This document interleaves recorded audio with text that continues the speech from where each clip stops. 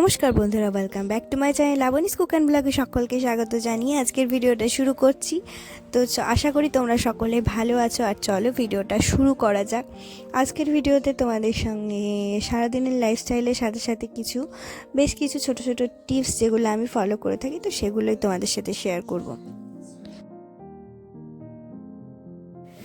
তো আজকে একটা ছুটির দিন, 23শে জানুয়ারি, সকলেরই ছুটির দিন আজকে। তো স্কুল অফিসের কোনো তাড়াহুড়ো নেই, আজকে কাজগুলো খুব ধীরে সুস্থে করব। আর তার সাথে সাথে হলো আজকে আমার ব্রেকফাস্টও রেডি হয়ে গেছে। তো আমার ছেলে অনেক দিন ধরে বায়না করছিল চাউমিন খাবে, তো আমি ওকে বিশেষ ম্যাগি ট্যাগি এগুলো বানিয়ে দিই না, মাঝে মধ্যে বাড়িতে এইভাবে চাউমিন বানিয়ে দিই। এবারে চাউমিন বানাতে গিয়ে সমস্ত কিছু রেডি করে ফেলেছি। তারপরে যখন লাস্ট মুহূর্তে সস দেবো একটুখানি, তখন দেখি সসটা শেষ হয়ে গেছে। তো আমার মাথায় একটা আইডিয়া আসলো, আর সেই আইডিয়াটা কাজে লাগালাম। আর চাউমিনটা কিন্তু খেতে বেশ টেস্টি হয়েছিল, তো তাই তোমাদের সাথে শেয়ার করলাম। কখনো হতেই পারে এরকম, বাড়িতে সসটা শেষ হয়ে যেতে পারে, তো তোমরা কিন্তু এটা করে দেখতে পারো। আমি কিছু টমেটো নিয়েছিলাম, তার মধ্যে রসুন, আদা, লঙ্কা এই সমস্ত দিয়ে টমেটোটাকে পেস্ট করলাম। একটুখানি কড়াইয়ে তেল দিয়ে ভালো করে টমেটোর পেস্টটা নাড়লাম, কারণ টমেটোর একটা কাঁচা গন্ধ থেকে থাকে। তো বয়েল করলে, টমেটোটা বয়েল করে তারপরে পেস্ট করে তারপরে দিলে কিন্তু ব্যাপারটা আরও ভালো হতো। কিন্তু আমার হাতে যেহেতু সময় ছিল না, মানে ব্রেকফাস্টটা তাড়াতাড়ি রেডিও করতে হতো, তো আমি ওটাই করলাম। ডাইরেক্ট তেল দিয়ে টমেটো যে পিউরিটা, সেটাকে অনেকক্ষণ ধরে নাড়িয়ে নাড়িয়ে একটা গ্রেভির মতো হয়ে গেল। তারপরে ওর মধ্যে মানে চাউমিনগুলো দিলাম। এতে কিন্তু চাউমিনটা খেতে আমার বেশ ভালো হয়েছে। তো তোমরা কিন্তু এভাবে ট্রাই করে দেখতে পারো।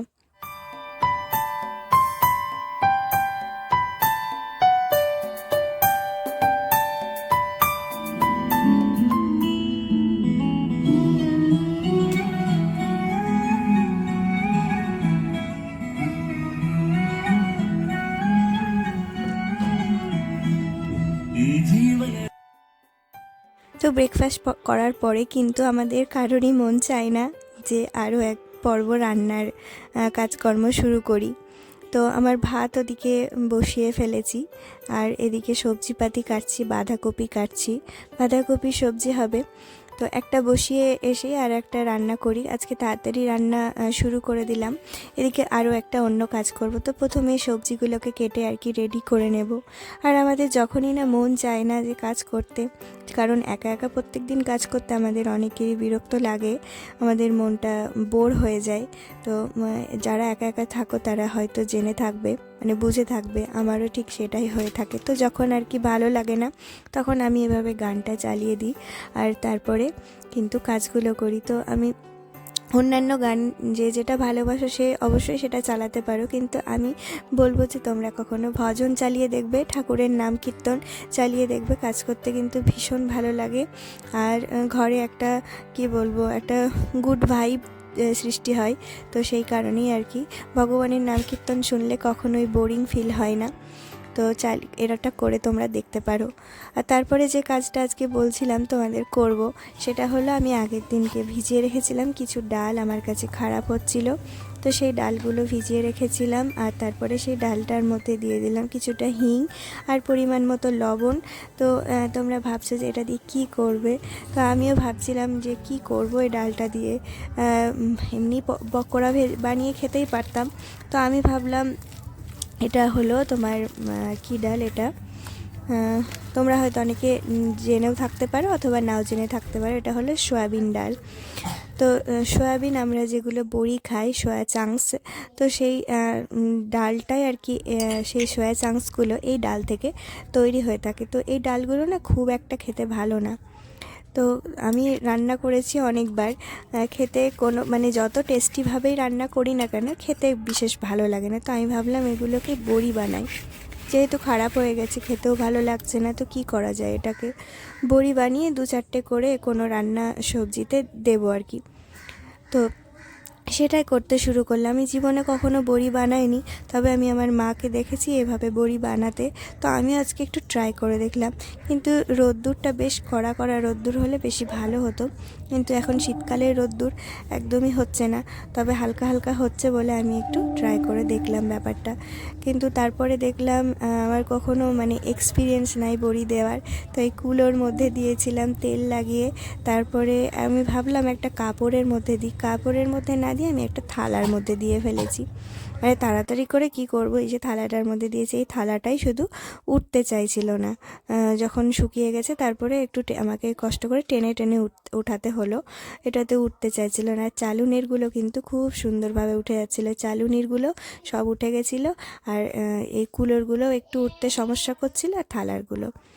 তারপরে আমরা দুপুরের লাঞ্চ সেরে নিলাম, আমাদের রান্নাবান্না হয়ে গেছে। রান্নাবান্না আজকে সেরকমভাবে শেয়ার করিনি, তো তারপরে আমরা খেয়ে নিই চলো, তারপরে রেস্ট নিয়ে আসছি একেবারে সন্ধেবেলায়।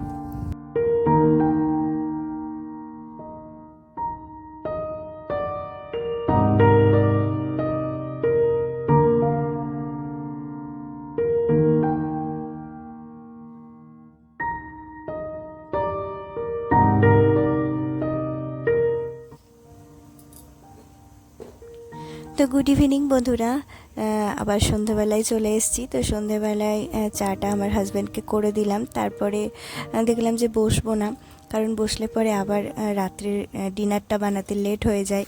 আমার যদিও গানের ব্যাপার থাকে, তো আমি সন্ধেবেলায় একটু গানের দিকে মনোনিবেশ করি। তো কোনো দিন গানের ক্লাস থাকে, মানে মঙ্গলবার। তো আর ডেলি তো আমি সন্ধেবেলাটা আর কি গানের পিছনেই সময় দিয়ে থাকি। তো আজকে পিঠে যেহেতু বানাবো, তো সেই কারণে আগে এই কাজটাই করতে আসলাম। তারপরে এগুলো সেরে নিয়ে তারপরে একেবারে বসবো, তাহলে দিকটাই নিশ্চিন্ত হয়ে যাব। তো বিয়ের পরে এই 5-7টা বছর আমি মানে আমার এই পিঠে পুলি বানানোর টাইমটাতেই মা বা শাশুড়ি এনাদের সাথেই কেটে গেছে, মানে এতগুলো বছর। তো এই বছরই আর কি তারা এই সময়টাই নেই পাশে, তো সব সময় তো থাকতে পারবে সেটাও মানে না, আর নিজেকে এগুলো করার চেষ্টা করতে হবে।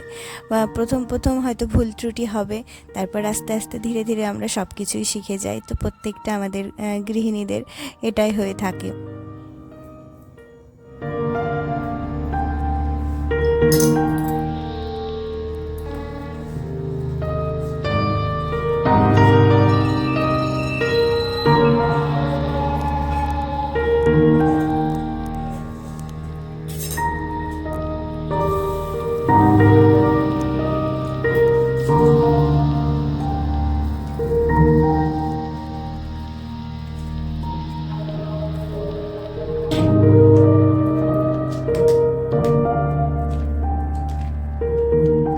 তো একটা নারকেল ছিল, নারকেলটাকে কুড়িয়ে নিয়েছিলাম, আর এদিকে মোয়া কিনে এনেছিলাম। এটা হলো মাখা সন্দেশ, তো কিনে এনেছিলাম। মাখা সন্দেশটা কিন্তু খুব ভালো ছিল, আমি একটা দোকান থেকে কিনে এনেছিলাম। তো তারপরে এটা দুটোকে মিক্স করে নেব। তারপরে ওই যে আটাটা মেখে রেখেছি, মানে চালের গুঁড়ো দিয়ে যেটা মেখে রেখেছি, ওটার মধ্যে যেভাবে আমরা ওই দুধ পুলি পিঠে বানাই, তো সেইভাবে বানিয়ে বানিয়ে আর কি পরবো। তো চলো আগে ভেতরের পুরটাকে রেডি করে নিই।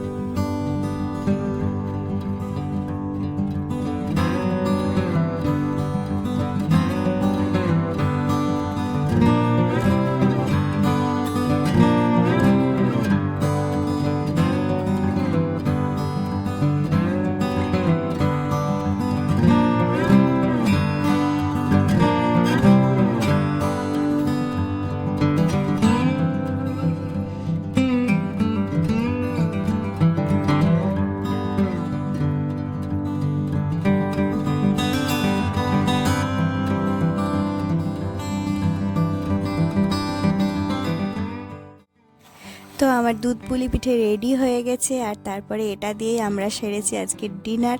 তো ডিনারে আমাদের এই পুলি পিঠেগুলোই খেয়ে নিয়েছিলাম। তারপরে আর তো সেভাবে খিদে পাওয়ার কোনো কথাই ছিল না, কারণ 8:30-9টা তখন বাজে, তখন খাওয়া হয়ে গেছিলো। তারপর রাত্রের দিকে কিছু সবজি আমার দুপুরে ছিল, তো সেগুলোই আর কি খেয়ে নিয়েছিলাম। তো ডিনার কমপ্লিট, আর রাত্রে বেশি রাত্রি করে খাওয়াটা উচিত না, আর রুটি টুটি বানালেও খেতে পারতাম না। তো সেই কারণে এখন চলে এসেছি স্কিন কেয়ার করতে।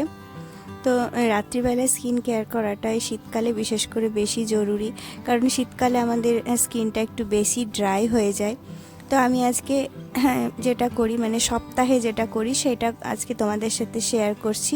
আমি একটুখানি কাঁচা দুধ রেখেছিলাম সন্ধেবেলায় দুধটা জাল দেওয়ার সময়, তো সেই দুধটা দিয়েই আর কি আমি স্কিন কেয়ার করছি। দুধটা জাল হয়ে গেলেও কোনো ব্যাপার না, এখন তো শীতকালে খুব দ্রুতই সমস্ত কিছু ঠান্ডা হয়ে যাচ্ছে।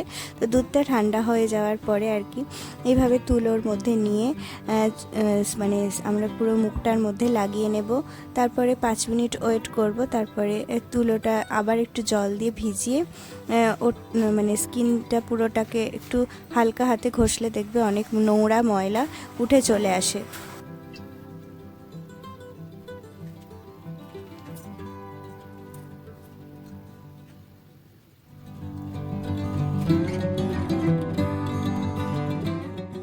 তো নেক্সট যে স্টেপটা করব সেটা হলো আমার এটা বানানো একটা ফেস প্যাক বলতে পারো, স্ক্রাব, দুটোরই কাজ করবে। তো এটা আমার ডিআইওয়াই করা একটা জিনিস।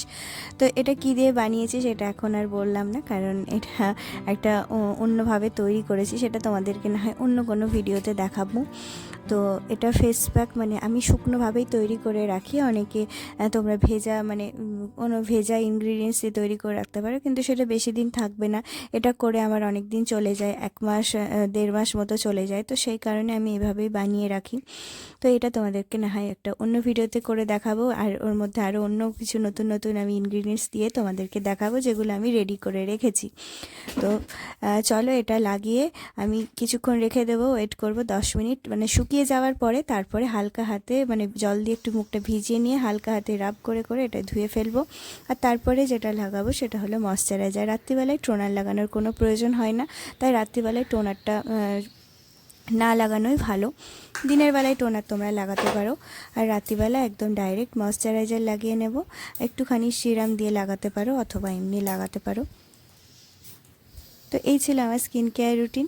আশা করি তোমাদের ভালো লেগেছে, আর ভালো লাগলে অবশ্যই একটা লাইক করে দিও, পাশে থেকো বন্ধুরা। আর ভিডিওটা আজকের মতো এখানেই শেষ করছি। গুড নাইট সকলকে।